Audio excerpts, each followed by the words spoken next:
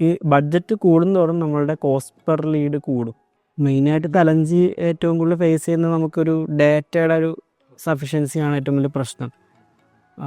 പ്രത്യേകിച്ച് ലീഡ് ക്യാമ്പയിനുകൾ നമുക്ക് സെയിൽസ് ഒരു ഇ കൊമേഴ്സിലൊക്കെ അത്രയും പ്രശ്നമില്ല, കാരണം ഡിജിറ്റലി ആണല്ലോ ആയതുകൊണ്ട് നമുക്കെല്ലാം കിട്ടും.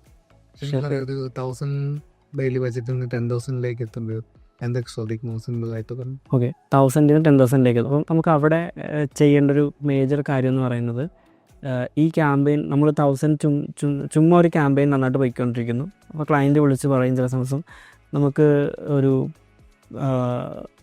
1000 ചെയ്തിട്ട് നിങ്ങൾക്ക് 100 ലീഡ് കിട്ടുന്നു, 10 ലീഡ് കിട്ടുന്നുണ്ടല്ലോ, 10,000 ചെയ്താൽ നമുക്ക് 100 ലീഡ് കിട്ടില്ലേ എന്ന് പറഞ്ഞിട്ട് സ്പെൻഡ് ചെയ്യാൻ പറയും.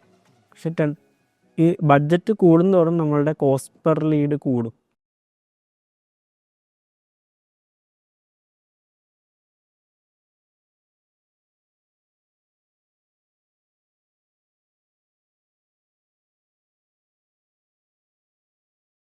മാത്രമല്ല നമ്മളൊരു ക്വിക്ക് എഡിറ്റ് വരുത്തുമ്പോൾ നമ്മൾക്ക് ഇത്ര സ്പെൻഡ് ചെയ്യാൻ കേപ്പബിലിറ്റി ഉണ്ടെന്നുള്ളത് മെറ്റയ്ക്ക് മനസ്സിലാവും.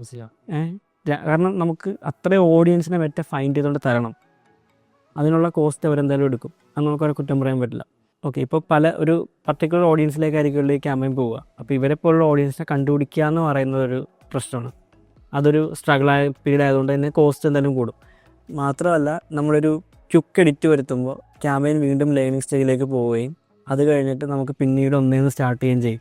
അത് ബഡ്ജറ്റ് കൂട്ടിയാലും കുറച്ചാലും സംഭവിക്കും.